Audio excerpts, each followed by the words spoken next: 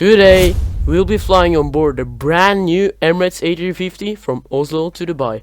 We'll be taking a look at the food, the seats, the amenities, and, as it turned out, an unexpected diversion to an entirely different country. So, stay tuned.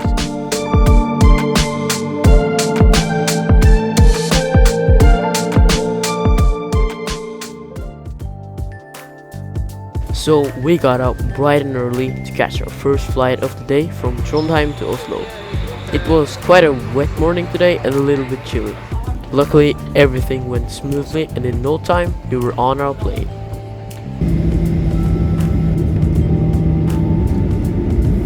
The plane was a Norwegian 737-800, nothing too special here.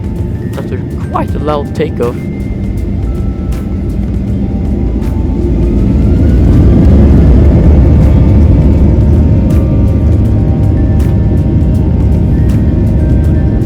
up in the air.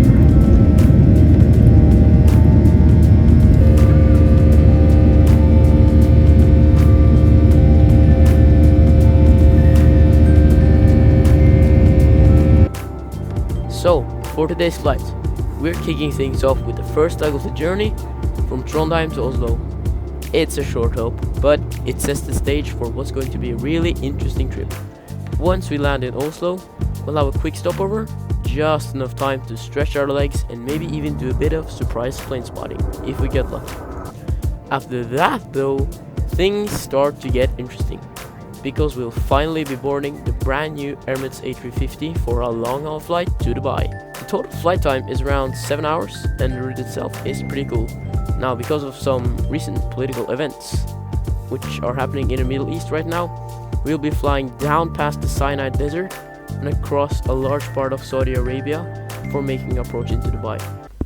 Now, while I was in Gardermoen, I kid you not, an Antonov AN-124 was actually taking off while I was there, and this might just be the rarest plane I have ever spotted, so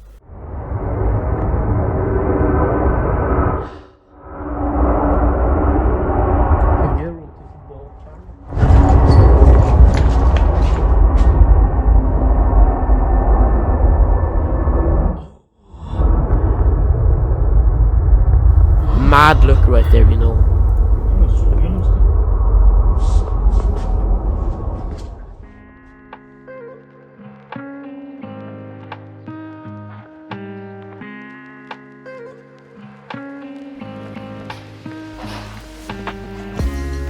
Now, we're finally boarding the A350.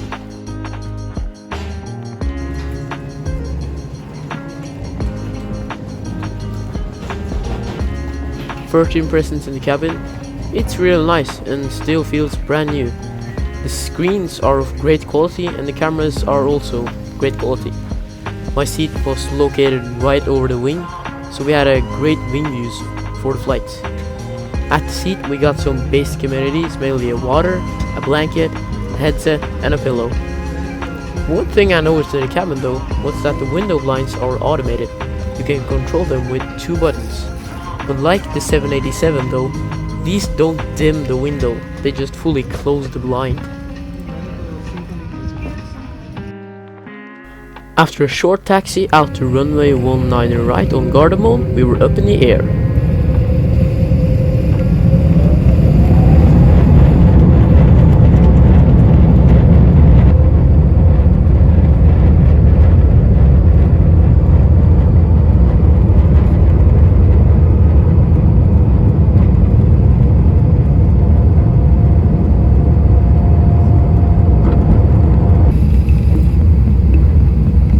Now, while we wait for our food to be served, a little bit more about why Emirates purchased the Airbus A350. For a long time now, Emirates mainly focused on larger aircraft like the Airbus A380 and the Boeing 777, which are great for high demand routes and fits Emirates' operating strategy, which is that of a hub and a spoke business.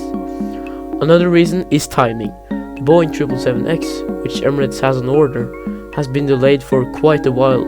So while the 777X faces years of delay, the A350 helps fill that gap and allows the airline to keep expanding in the meantime. Now, back to our flights. After takeout, I got severely addicted to this ball game.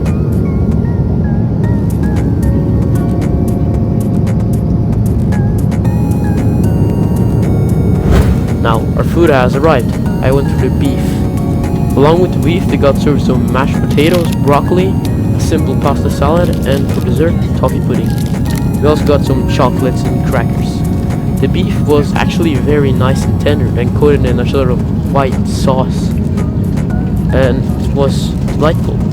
The pasta salad, not that much. It's just kind of tasted kind of plain, and I don't really like pasta salads, but the toffee pudding was very delightful and smooth. After meal service ended, we got served some herbal tea, and it was time to sit back and relax and enjoy the views.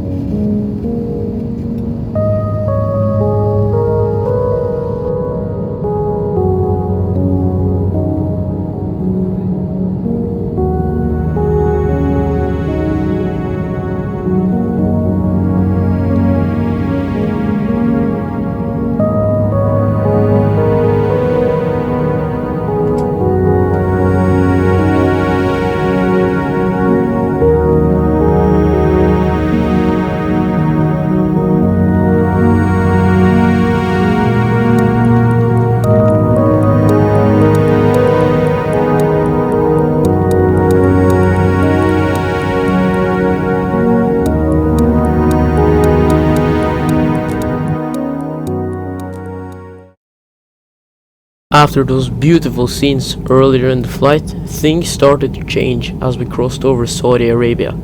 In the distance, I could see frequent lighting activity ahead of us, and when I checked the moving map, it became clear that the aircraft had already started deviating slightly off course to avoid the weather.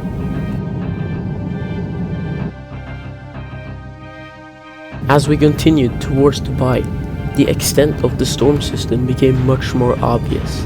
The aircraft was now making a series of fairly significant turns as the crew attempted to navigate around the worst of the storm cells, while still trying to position us for an approach into Dubai.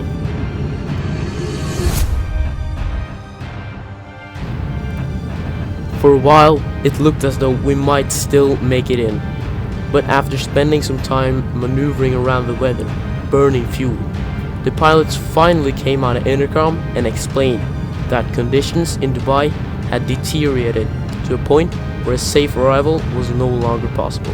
Instead, they told us that we would be diverting to Oman.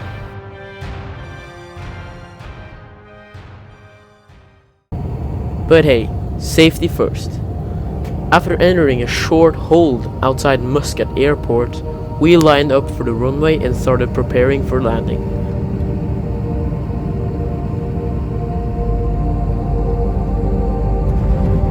After a smooth touchdown on Omanian soil, we taxied to a remote parking stand and waited. And waited. Minutes turned to hours, and we were still in our plane. Now, I'm kind of sorry that I did not record when we were waiting. I was just too busy playing Geometry Dash.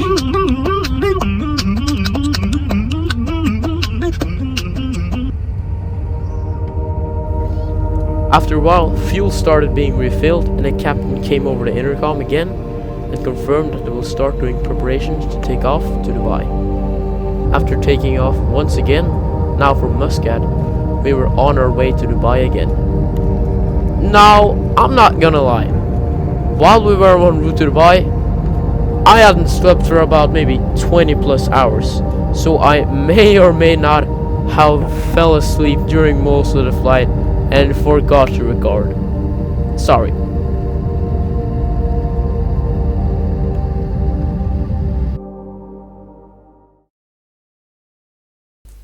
Anyways, now that we're finally in Dubai, I can also finally give the Emirates A350 a proper rating.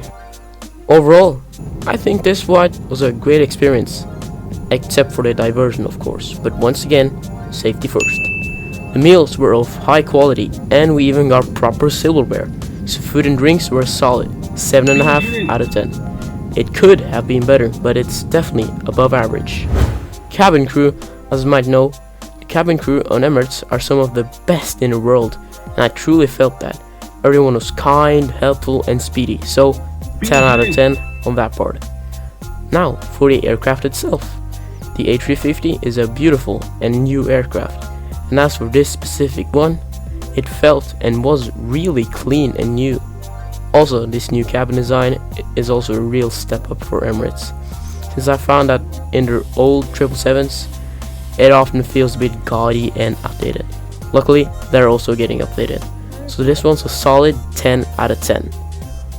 Lastly, the toilet. Now, as you know, the toilet is one of, if not the most important part of the flight, and Emirates probably knew that. That's probably why the toilet was really clean and had top-notch soap and air fresheners. Now, because I didn't film on board the toilet, I sadly can't show it to you in all its glory. But just know, it's top-notch. 10 out of 10, no drama. Overall, I would give the Emirates A350 a solid 9 out of 10. It's a real step up in terms of comfort and amenities, and it's always nice to fly a new plane. That's all for today. Thanks for watching. Make sure to subscribe, and I'll see you in the next one. Goodbye.